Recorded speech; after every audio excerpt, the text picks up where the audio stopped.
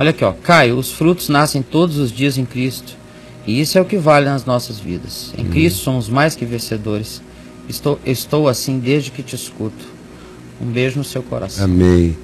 Beijo no seu também. Isso. Pelo contrário, Caio, aceitei Jesus há 4 meses e venho tentando seguir o Evangelho e sinto grandes mudanças na minha vida. Ele vem dando frutos. Obrigado, Caio. Amém. Deus te abençoe. Isso. Agora aqui, Caio, uma pergunta. Quando às vezes passamos por um período de tristeza, falta de esperança, falta de ânimo, devido às circunstâncias, Caio, será a falta do Evangelho? Às vezes ficamos como em um deserto.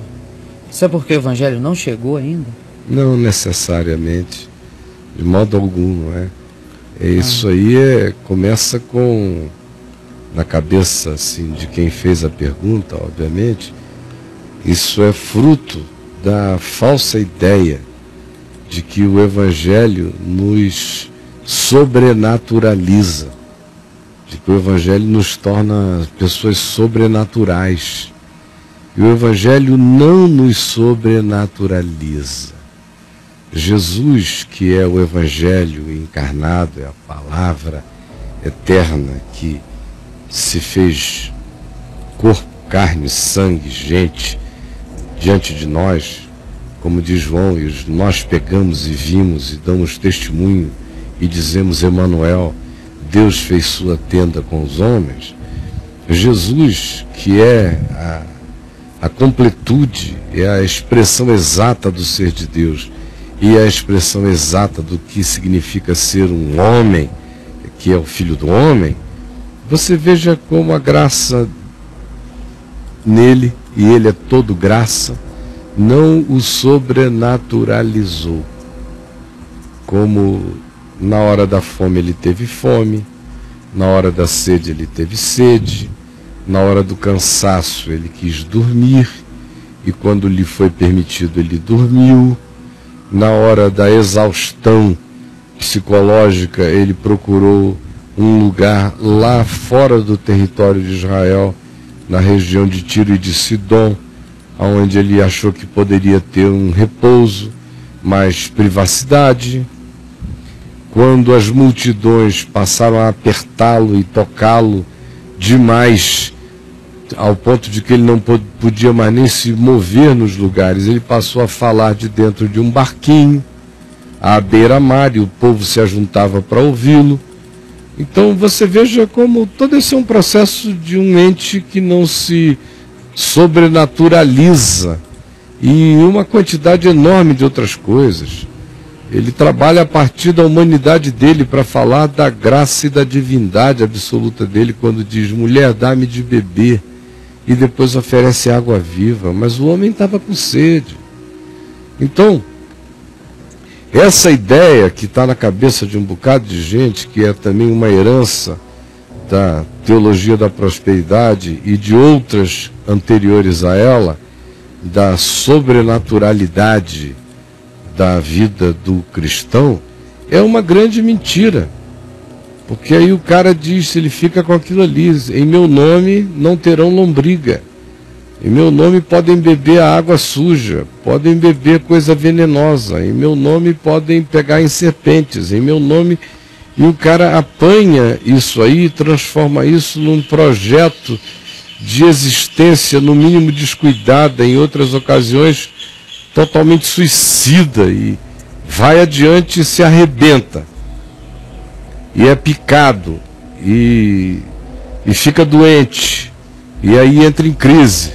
Mas vem daí, dessa interpretação, dessa sobrenaturalização de quem crê em Jesus, ou de quem recebeu o batismo com o Espírito Santo, essa ideia de que daí para frente, quanta gente já não me citou, eu depois de ter pregado 13, 15 vezes num dia, morto de cansaço, 2 da manhã, ainda havia quem chegasse para mim e dissesse: ah, mas os que esperam no Senhor renovam as suas forças.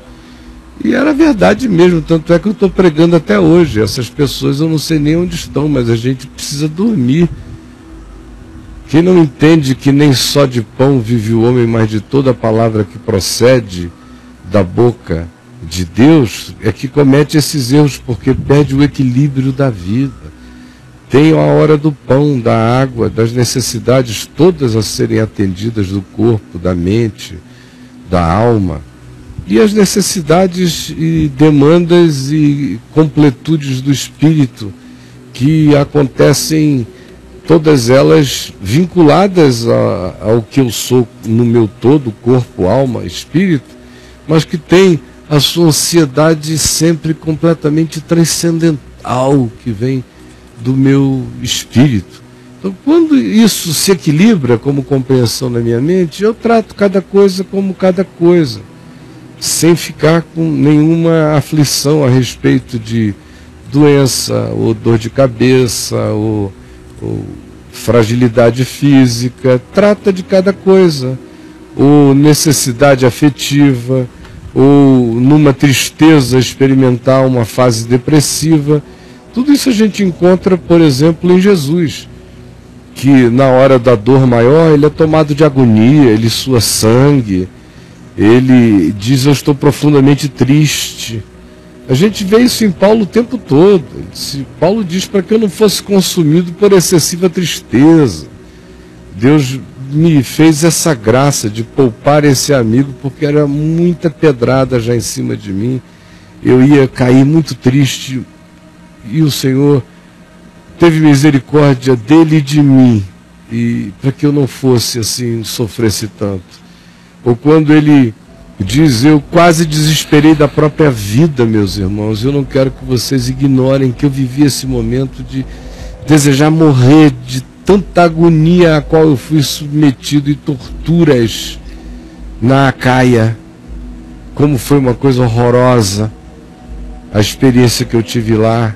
Ou quando ele diz que ele carregava um espinho na carne, que era mensageiro de Satanás, para ele não ficar soberbo. Ou em 2 Coríntios, no capítulo 4, quando ele diz que estava preso, e ele diz: olha, estou preso e triste, porque todos me abandonaram, porque estou com o coração arrasado, porque Alexandre o Latueiro, que era nosso irmão aqui, discípulo, foi dar testemunho falso a meu respeito no tribunal. Estou passando um frio danado, traz a capa que eu esqueci na casa de Carpo em Troade, está frio, está gelado.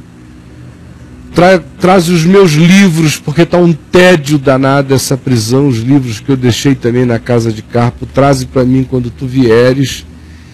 E eu estou sozinho, todos me abandonaram, somente Lucas está comigo.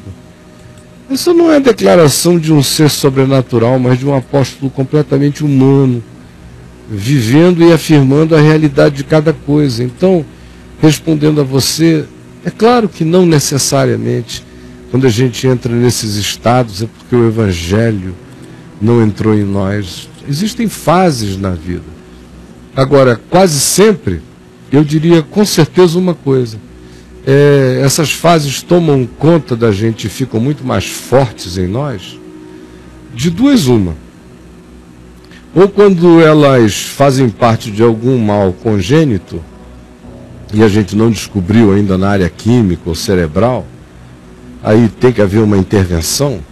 Ou então, essas coisas fazem um mal muito maior a nós quando a gente sucumbe ao medo, que relaciona a existência de tais coisas ao abandono de Deus na nossa vida, ao desaparecimento de Deus. Aí fica uma coisa perversa, que é o que vem como implicação de se crer nessas coisas que são chamadas de Evangelho, mas são essas fantasias mentirosas do Evangelho que se anuncia por aí, que preconiza a sobrenaturalidade do crente, como ele é filho do rei, como ele é cabeça e não é cauda, como em relação a ele, tudo dele brilha mais, tudo dele é especial, e perversidades se acontecem na vida dele não dá para entender, e os outros interpretam dizendo já um juízo.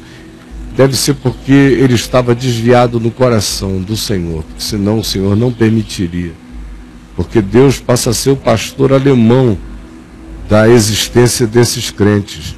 E quando a existência vem e os solapa, porque estejam vivendo de crenças que são mentira, eles se escandalizam. Mas no seu caso, meu amigo, você que sonde o coração e veja o quanto que o Evangelho entrou, não entrou em você, mas se você está num estado depressivo, sonde o coração. Sonde, busque saber onde é que isso começou, por causa do quê. Quem sabe você precisa conversar com alguém, aí busque ajuda. Aqui mesmo a gente pode ajudar você pode buscar ajuda online para iniciar uma terapia. Mas se você buscar no seu coração, você pode se entender, se conhecer. Às vezes tem a ver com desassossegos que decorrem de nós não termos ainda tomado na nossa vida decisões que o nosso coração pede que a gente tome, para o bem da integralidade do nosso ser. Que o Senhor revele a você o que seja. É o que eu desejo em nome de Jesus.